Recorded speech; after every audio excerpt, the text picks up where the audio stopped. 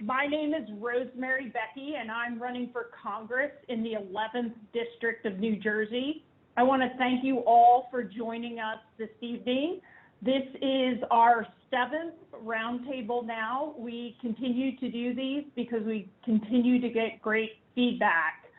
Tonight's topic, we want to talk about what we might see in the next stimulus package from Congress.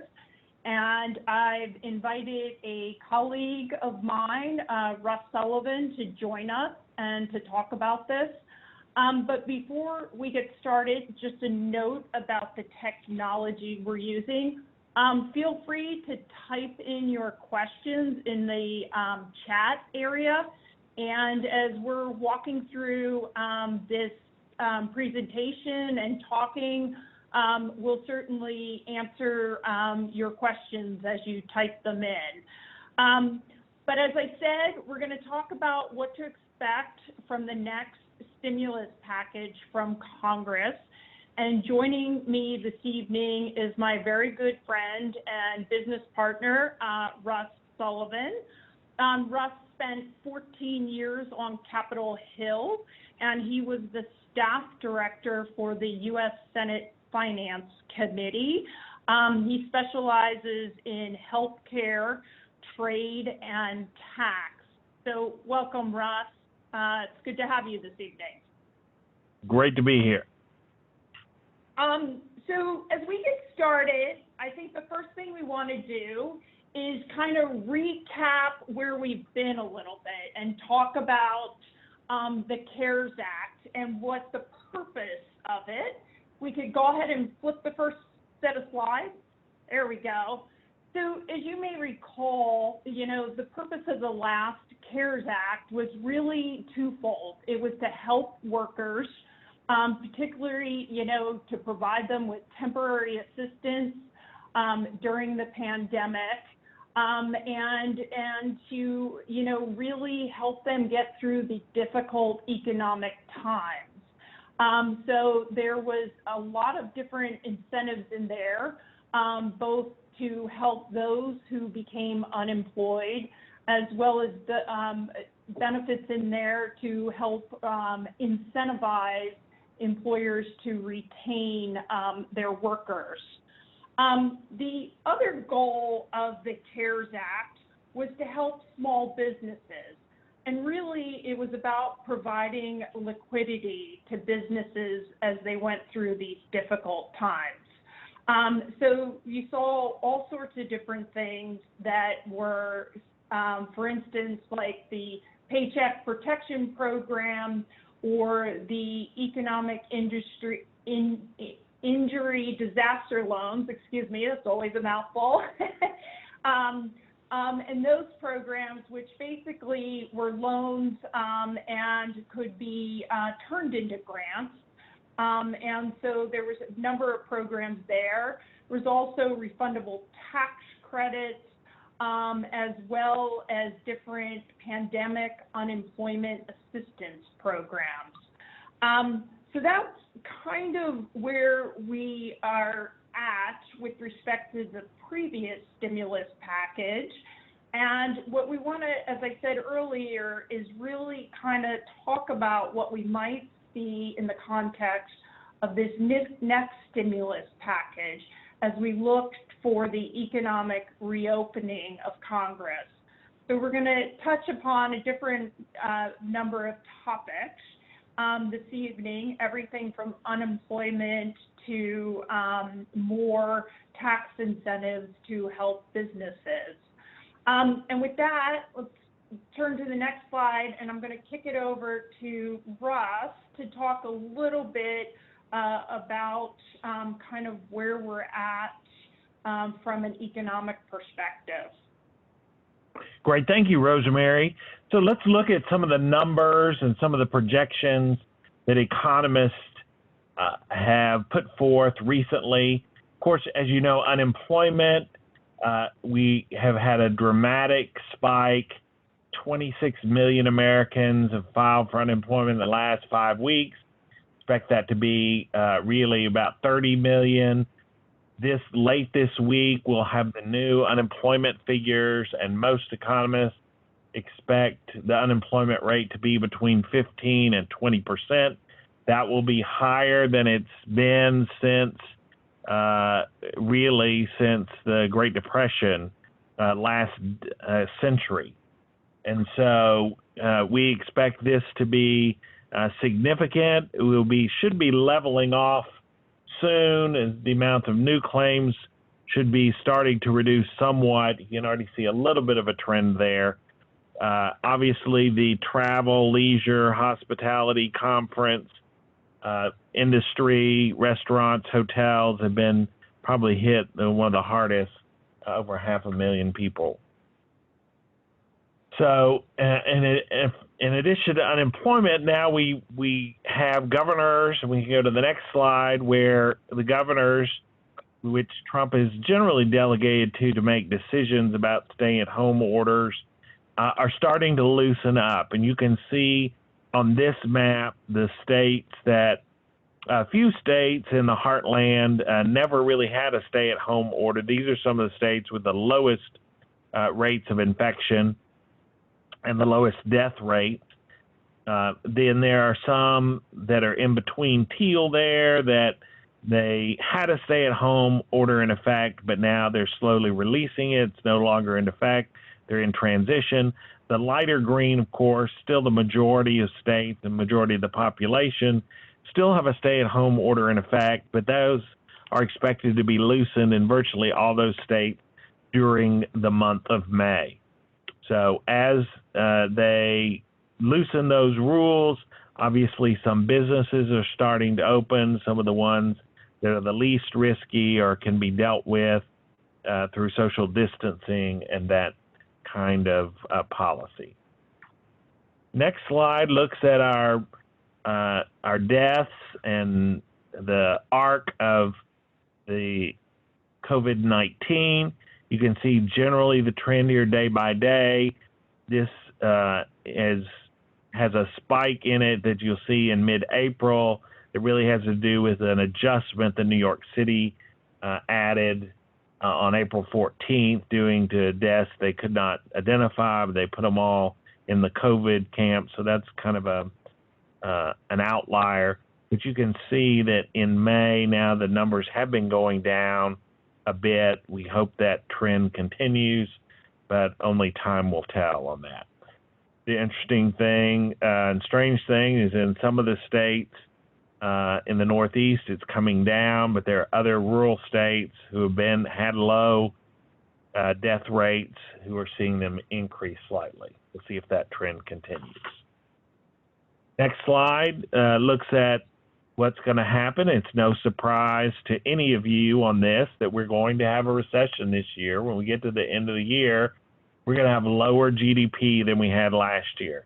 This is true for virtually every developed country across the world and many of the non-developed countries.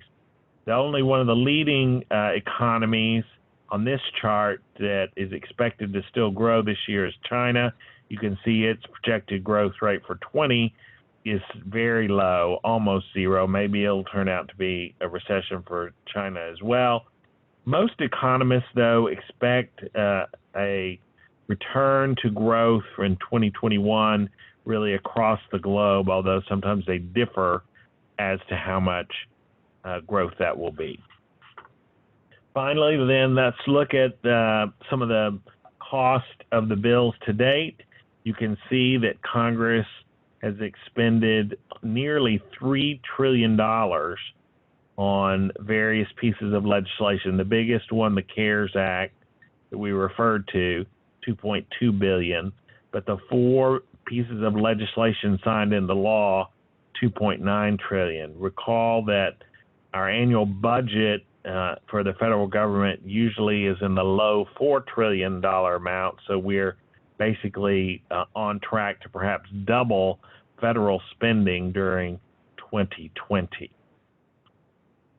So, Russ, as Congress starts to think about the next stimulus package, Are we looking at a package that is more in the size of, you know, the CARES Act at the $2.2 billion, or are we looking at something that's more in the context of, you know, what everybody was referring to in terms of a CARES 2.0 and a smaller kind of $500 billion package? Kind of where do you think this next package may lie?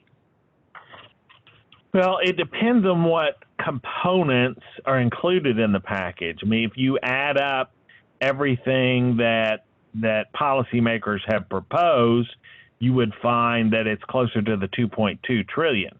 But those proposals are not all going to make it to the final package. So, for example, Democrats have posited maybe a proposal for $1 trillion for state and local government assistance.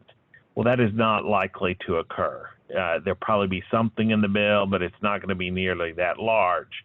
And so that will reduce the amount. Some of the provisions that we'll talk about shortly about liability protection for businesses don't cost the federal government anything. And if they focus on loan provisions where the Fed and the Treasury encourage and support loans issued by banks, those tend not to have a long-term cost as well.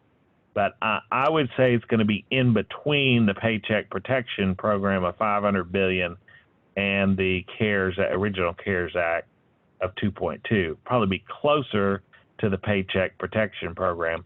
But part of that depends on whether we continue to see a flattening out and ultimate downturn in the number of cases.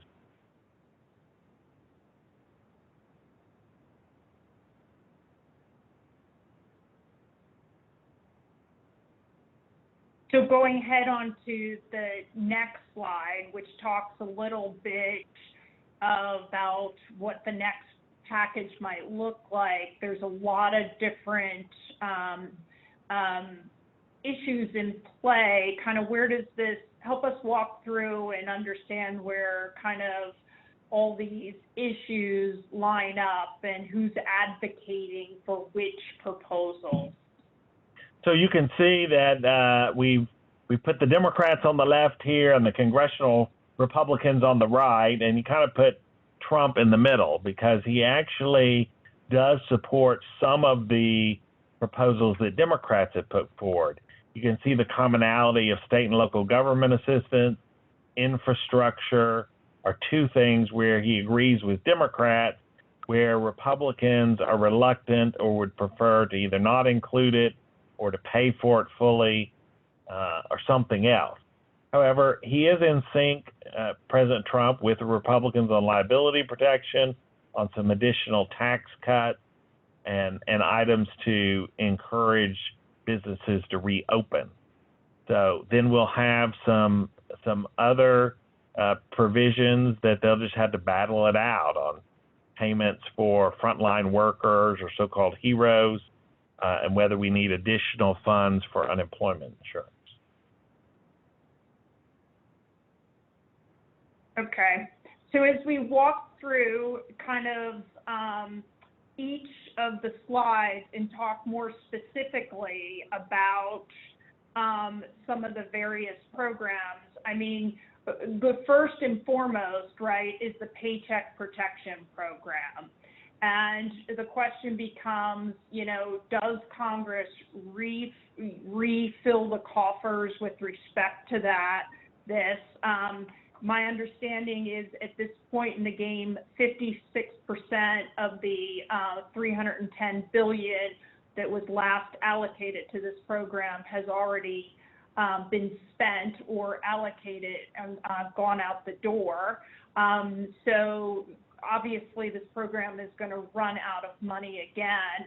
And so I guess the question is, you know, does this get additional funding? And if so, what other changes, what might we see with respect to the Paycheck Protection Program? Well, so this one will be interesting. We've had a little game of cat and mouse here about whether we need additional funds here. The administration, through Treasury Secretary Mnuchin, has kind of said, well, maybe this will be enough, particularly since the administration has tightened down the rules on who can qualify and have publicly shamed many larger businesses into returning loans that they were legitimately granted under the program. So we could have a situation where while money's going out the door in small amounts, other funds are coming back in larger amounts, in the millions. And in fact, Rosemary, the statistics today showed that while the first tranche, the first $350 billion, the average loan size was about 200,000. The average loan size since of the second tranche of money has really been about 75,000 in loans. So much more smaller businesses are now applying for and getting their loans. So it will cover more businesses, but it will run out by the end of this week or early next week. I think that Congress will come back and add more money to it. Even since we drafted these slides, congressional Democrats have started publicly saying that they think we'll need some more. Congressional Republicans also agree. They were the ones who really pushed for it the last time. So I think there's probably at least one more addition of money to this program. There probably will be some statutory changes, some that will just reflect what administratively the Trump administration has already done. There will be a prohibition probably against publicly traded companies. Even if they're relatively small in number of employees, they would not be able to qualify for the program. There will be enhanced requirements on certification, maybe that if you have alternative sources of capital through an affiliated entity, through equity that your large owners have, that you can't get the program.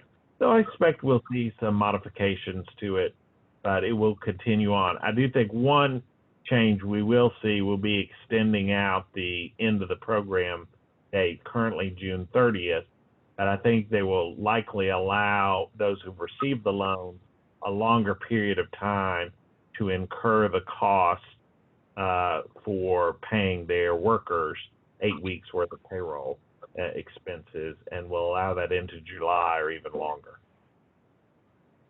So what do you, if you were to handicap, I mean, and obviously being here in New Jersey, it's one thing that I've heard a lot of small businesses talk about is the fact that the program, you know, requires you to spend that money on payroll for 8 weeks. And really, given where we're at in this process and the likelihood of, you know, the shutdown continuing for a bit longer, I mean, what do you think the prospects are, say, I've seen proposals out there to extend it from 8 weeks to like 16 weeks. What are the prospects of getting that kind of relief? Yeah, I think the prospects are pretty good for that. While initially, you got to recall when this first legislation was passed more than a month ago, many hoped that the process of sheltering in place would only last 2 or 3 weeks, and then everyone who had the virus will have completed the cycle, and we wouldn't have any significant other exposure. Obviously, it's taken a lot longer than that to flatten the curve.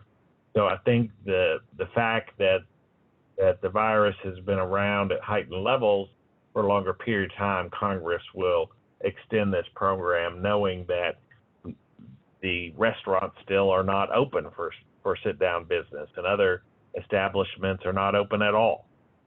So I think you're right. And another critique, just to talk about for a minute, is with respect to, you know, the eligibility with respect to the size of the business. So currently, this program is for, you know, small businesses with less than 500 employees. And I think that there is a segment of businesses here in New Jersey that feel kind of caught in the middle, with respect to they're larger than 500 and yet, may not be eligible for some of the, bigger programs that Treasury has with respect to the Main Street lending program and some other things like that. Any thoughts on whether there's interest in creating something that is applicable more to our mid-sized businesses? Well, I think there were proposals both to expand the size of the PPP initially, expand it up in size, and then to expand the federal facilities loan programs down in size. I think with the media attention on the public companies who got PPP loans, I don't think it's likely that either the Congress or the administration would support going above 500 employees now.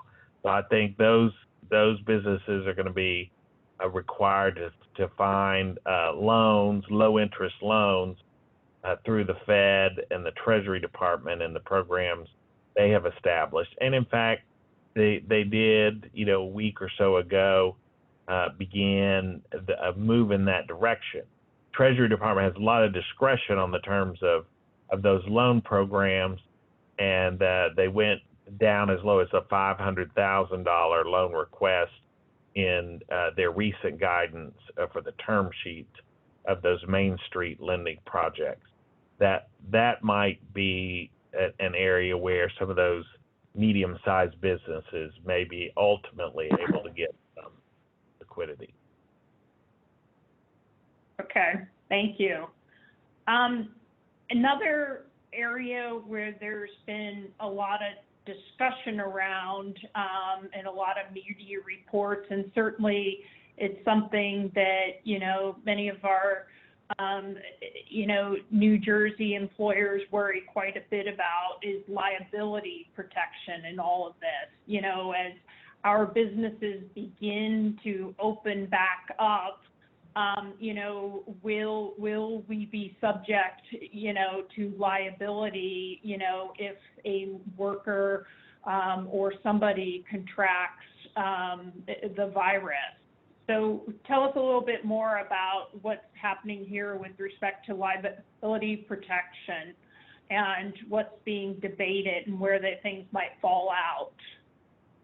Well, we've already started down the road of liability protection. The original CARES Act, they sort of protected any healthcare volunteers who step forward and say, look, they can't be sued. They're just stepping in to volunteer here. I think that's just the beginning. We've had some proposals put forward that would provide some additional protection for healthcare facilities. And now we're seeing a number of businesses and members of Congress, particularly on the Republican side, say, look, we've got to protect the businesses against charges that they facilitate. They are liable because someone contracted the virus while on the premises. Now, Democrats, if you look, Speaker Pelosi and Chuck Schumer in the Senate have said, oh, we don't want that. We want people to have the right to sue. And we want employers to make sure that their employees and their customers are safe. However, if you listen carefully to the words, the Democrats have not said we are going to vote against any bill that has any liability protection in it. They've just said that they won't accept blanket liability protection. So I think this is an area that's fertile ultimately for negotiation. I think it's likely that in the next big piece of legislation, something's going to be included here. How far it will go, I think we'll just have to see how that evolves and really how people respond and talk to their members of Congress about what they think is fair. Well, I know it's an area that many of our businesses worry about, particularly as they start to open up again. Moving on to the next slide, to talk a little bit about state and local. This has obviously been something that, has been in the press quite a bit, with respect to, providing additional aid, particularly to states and localities in places like New Jersey, who have been hardest hit by the pandemic. And obviously, there was some aid that was presented in the last bill, but unfortunately, there's a lot of our localities that didn't get anything with respect to this. So in terms of the debate that's kind of going forward, where does this stand, and how much are we looking at with respect to it, and how might it be allocated so that it truly gets, to our localities, and really is able to help people? Yeah, so this issue stems from the fact that state and local governments have different rules than the federal government. The federal government can run a deficit, and in fact, that's why we have a huge debt, national debt, in the 20s of billions of dollars and going up. State and local governments generally have balanced budget requirements in their constitutions or their charters, so they have to figure out a way to raise money or cut spending. So this is why most states and cities, regardless of whether there's a conservative or a progressive leadership to it, have said, look, we expect that our revenues to go down. We are collecting less in property taxes and sales taxes, other taxes that we rely on, and so we would like some assistance from the federal government. Democrats broadly support this. Republicans generally do not, but you do have some members of Congress that don't follow sort of the party line here. And Senator Bill Cassidy of Louisiana, a conservative Republican, has said, no, this is critical for economic revival and development in New Orleans as well as other places, and he has proposed as much as $500 billion. I don't think there'll be that much in the end, but I think there will be a triple-digit billions of dollars for state and local government. How is it allocated? It's allocated generally based on population. There may be other factors that they include here for parts of it. Well, with respect to the last bill, our representatives, particularly my opponent, was asleep at the switch with respect to how the monies were allocated, because we in the 11th district lost out on quite a bit of this funding as a result of the allocation methodology that was used. And certainly there are lots of proposals out there, and hopefully they won't be asleep at the switch this time and paying closer attention to how those allocations are made.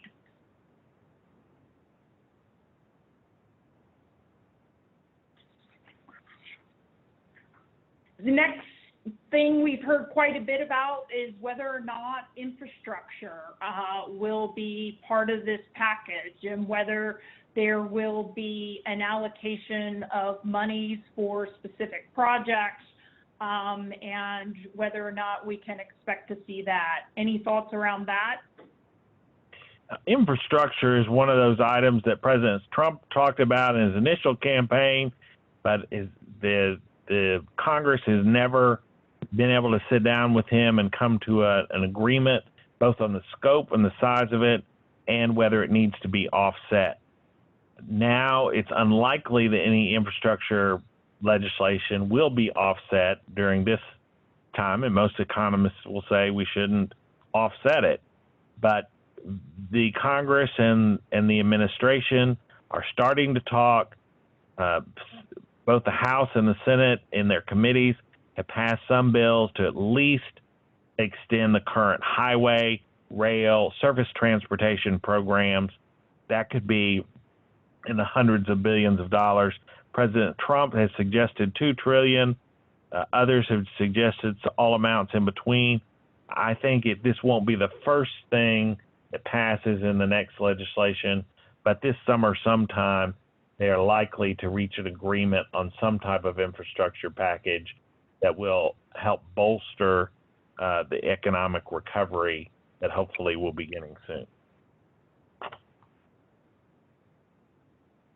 And so let's move on to another aspect that we're hearing a lot about that may be part of the stimulus is tax, and in particular proposals around a payroll tax holiday. We saw President Trump, in fact, tweeting about it and talking about it, and we also heard quite a few members kind of poo-pooing the idea, for lack of a better word, not excited about it. Seems like this is a good way to provide some liquidity for businesses. What else might we see besides the payroll tax holiday? Well, there are really three major proposals out there. One is a repeat of the rebates. Some suggested at the very beginning there might need to be more than one rebate. It doesn't seem to be that much enthusiasm for that right now, particularly since they're still getting the paper checks out to millions of Americans who did not have direct deposit on their 2018 or 2019 tax returns. The second idea is this payroll tax holiday. We've done that a couple of times before in the past, reduced the 6.2% Social Security tax to 4.2%, made sure that people get credit for the full 6.2% of the wages that go along with that for Social Security purposes, but to let them keep the money now. Of course, you don't get it all in one sum, then you get it either weekly or biweekly or monthly, depending on how often you get paid at your job. There is some support for this among Republicans, some support among Democrats, but there's opposition in both parties to it as well. The opponents claim that, people won't notice it very much if it's just a $30 reduction or $62 or increase, reduction in their taxes, but increase in the take-home pay. But we'll see that whether they feel like they need to do something to continue to urge people to spend money to help the small businesses and other aspects of our economy that are trying to survive. The third idea is mostly on the Democratic side, and it's just to expand the child tax credit or the earned income tax credit as a way. Those are refundable against the payroll taxes anyway, so it's a little bit of a different version of a payroll tax reduction. So I'm going to stop right here and read one of the comments because I think it is also another good idea that we can put on the table. And this comes from Dick. Hey, Dick. And it says, a major part of small business, the backbone of the stranded economy, is the Restaurant Association. Restore the meal deductibility. Trump mentioned it. You don't have to pay for it now. That is an outstanding point and something that has been talked about as well as part of a package of tax proposals. Yes, well, of course, the meal deductibility has been reduced to 50%, and so I think the proposal, as you outlined, Rosemary, is to take it back to 100%, hoping that businesses, as they return to work, will continue to do business around restaurants once they're open, and that will help the restaurants as well as encourage more businesses to frequent them. Correct. And so moving on to the next slide, let's talk a little bit more about some of the reopening incentives. Well, I think the idea you just talked about is one of those. In other words, what can we do to, as more places, sports arenas, bars, restaurants, malls become open, then how do we get people to return, to invest, to spend the money they haven't been spending on those particular items in recent weeks, and to help the economy rebound. And so I think there'll be a wide variety of those ideas emerge. They won't all be taxed, but many of them will be. Well, and it seems like one of the keys to all this is providing people and providing businesses with the liquidity that they need to keep their doors open and to get, people spending money. So making sure that people have, money in their pocket so that they can spend it, and we can keep, small businesses, all businesses of all sizes moving. Yeah, I think there are some ideas emerging. Most businesses either have a tax credits or other refunds that they're due from the IRS that they can't claim because they can't claim it unless they have profits and taxable income in the year they're claiming it. 2020 doesn't look like for many businesses that they will have a net profit. There's a few exceptions, the grocery stores, Zoom technologies, and some of those may turn a nice profit this year, but most businesses will not. So there have been some provisions already enacted in the first part of the CARES Act, and there are likely to be other ones in this that try to accelerate these tax credits and deductions that companies ultimately are going to get anyway, but give it to them now so that they can go ahead and have the money to keep workers on payroll, to do the changes they need to their business to reopen or expand or accommodate the larger crowds that hopefully will be coming back soon. I think it has a lot of merit, and I think it's likely to get serious consideration in this next round. Right. Well, and that's there may also be one other one. There may also be some incentives to help businesses as they try to figure out, okay, how do I test my workers to make sure that they're not haven't been exposed, don't have the coronavirus? Do I need to inspect or take temperature of guests that are coming to our office complex? That kind of thing. Training our workers who deal with the public at retail spaces about appropriate ways to make sure that we maximize safeness there. All of those are going to be costs to businesses. I think Congress may look at ways for the government to pay for part of those costs through the tax code. Right. And certainly that is an important piece to reopening these businesses. I mean, we will need workers to be safe, and these tests, as we've seen, as certain proposals have been out there, or certain ideas, are certainly not going to be inexpensive. So there'll be a need to help businesses pay for this, because what little profits that they will have next year, will get spent on retooling their businesses so that they can, so that they're able to, readjust to the new environment. Also looking ahead is with respect to unemployment insurance. Is there likely to be more help with respect to that? Certainly, I think one thing that is of concern is that with respect to the pandemic unemployment insurance, I'll call it a cliff, that folks that are taking advantage of that will fall off of on July 31st. And so I guess the question is are we likely to see some additional help with respect to that pandemic unemployment insurance or just UI insurance in general as states struggle to make sure they're able to pay it?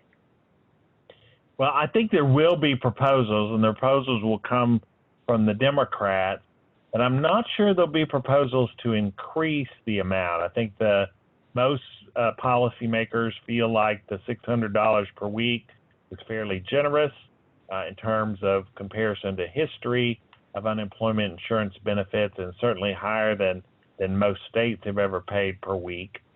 But I do think there may, as you suggested, Rosemary, there might be legislation that would sort of end the cliff and make it more of a glide path back down to zero in ways that will try to help encourage workers to take job offers that they find as the amount of unemployment insurance goes down, but doesn't sort of require all the employers to hire workers all at the same time, but allows a gradual return to either their previous employer or a better opportunity that has emerged as the country recovers.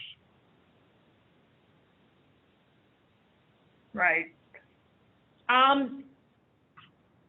So the next, I'm going to read another just comment from one of our participants, and this comes from Dennis. My main concern is getting this economy going again, yet President Trump seems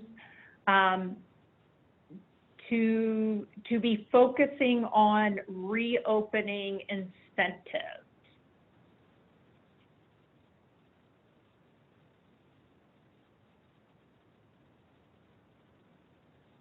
Well, I think that's right. Well, we're all, I think, united in we've got to get the economy rolling again, because if we don't, we'll have all other kinds of problems that will beset us. It could mire us in a recession that lasts a very long time.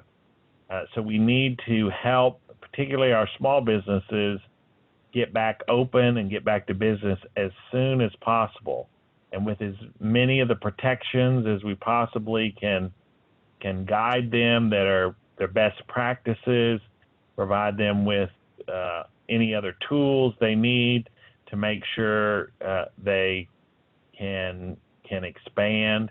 You know, I think we've seen a lot of ingenuity by our small businesses, restaurants and all, as they've had to adapt to carry out delivery only kind of structures. But we see more and more people each week sort of visiting those restaurants for carry out or delivery, and we need to do whatever we can to get those businesses rolling again. And I do think, Dennis, your comment also raises, the thoughts about long-term planning as well. And that's certainly, I think, something that we need to be thinking quite a bit about. There's a lot of discussion around the need, and I think it's certainly a very important point about bringing more of the manufacturing back from China and other places, so they were less reliant on others for production and things of that nature. So I do think as part of this process, while it may not be this immediate bill, it certainly needs to be part of the future, and it's certainly something that I, as a candidate, think quite a bit about. What are the long-term policies that we need to put in place, to really get this economy going and sustaining it? And so we need to do more that incentivizes it, whether it's investment tax credits or it's more expensing. We need to get businesses back to the U.S. and back to New Jersey, and we've got to be doing more around that. There's another question that I'm going to read as well, and this comes from Regina. Is there an opportunity to require certain financially challenged states like New Jersey to adopt reforms, health and pension, in order for a state to qualify for the next round of federal aid directed at states? That's a fabulous question. Russ, do you want to take the first and then I'll go after you? I'll just have to say with the stage with the facts, and you can sort of answer what's the appropriate policy. So the federal government does sometimes set rules that are requirements in order for a state to get federal funding. So, for example, you'll probably recall several years ago when the federal government decided that states really ought to raise the legal drinking age to 21. Too many 18, 19-year-old, 20-year-olds dying in auto accidents or having accidents and killing other people. States thought they ought to get to decide how to do it, but the federal government said, we're just not going to give you the money unless you actually raise your law for the legal drinking age to 21. Well, guess what? All the states have raised their law to 21. So it is within the realm of the power of the federal government to do that. So they could say, we're going to give you X billion, million, whatever the amount is, but you have to reform and reduce your liability for X, including it could be their state pension plan or other liabilities that states have. Whether they'll do that or not, I don't know. We'll just have to see. But those are the facts. And Regina, I think the answer is yes, yes, yes, that we do need that in place, that, that it ought to be a requirement of bringing some of that money home for some of the states. It's interesting. There's a lot of debate about, how that money should be used and what kind of constraints should be put on the money. There's a lot of concern about it being spent just on lost revenue versus truly being spent on expenses related to COVID-19 and the pandemic.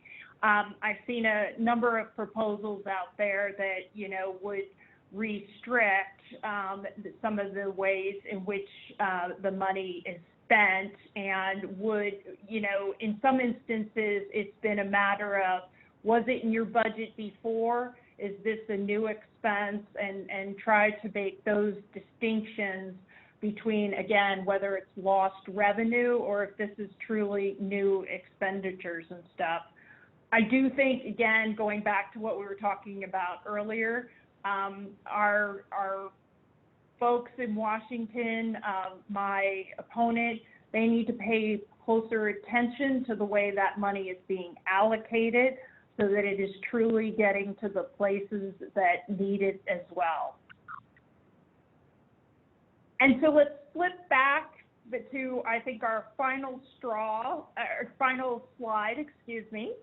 and any final thoughts, Russ, on terms of the loans and really kind of what we might see in terms of this next package? I know that we've talked a little bit about some of the changes that need to be made to these programs. Any thoughts about more of the immediate changes and maybe even some more long-term program changes?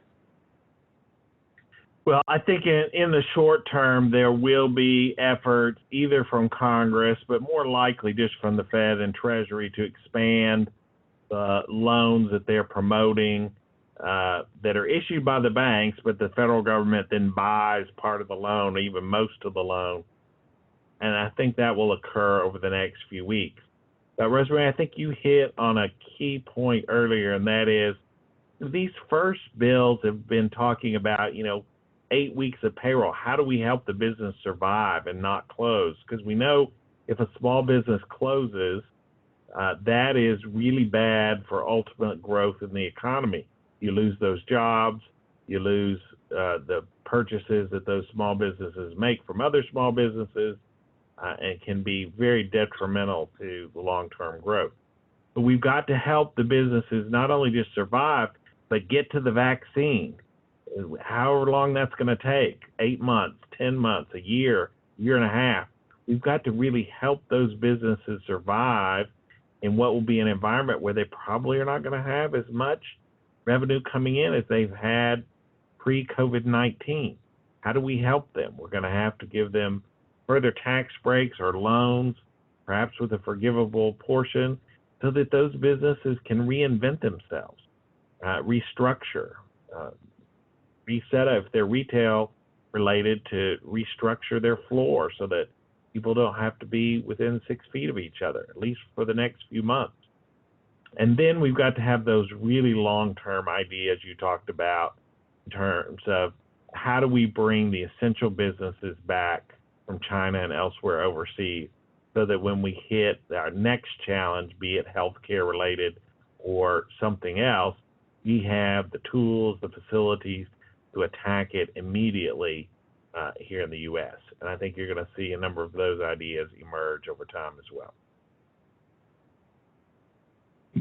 Great. Well, thank you, Russ. And then one last comment that also came in. It actually came in the beginning, came in from Joe.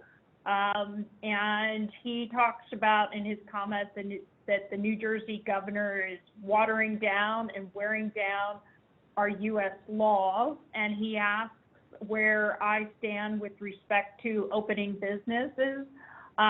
Joe, we've talked about this at length. I think it's, vital that we open our businesses when we are, when we can open them safely, but we also need to open them quickly.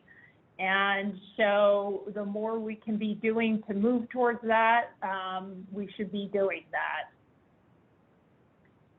Well, I want to thank Ross for joining us this evening, and thank everybody for joining us. Really appreciate everyone being here this evening. And I would be remiss before we go if I didn't also thank all of our frontline workers and everything that they're doing for us. Obviously, as part of, we think about the next stimulus package, you're in our minds and in our thoughts, and certainly we are thinking about you as some of these ideas are being developed, and trying to make sure that we're protecting you and everything that you do for us. So with that, I want to thank everybody again for joining us this evening, and look forward to talking to you soon. Be safe and be well.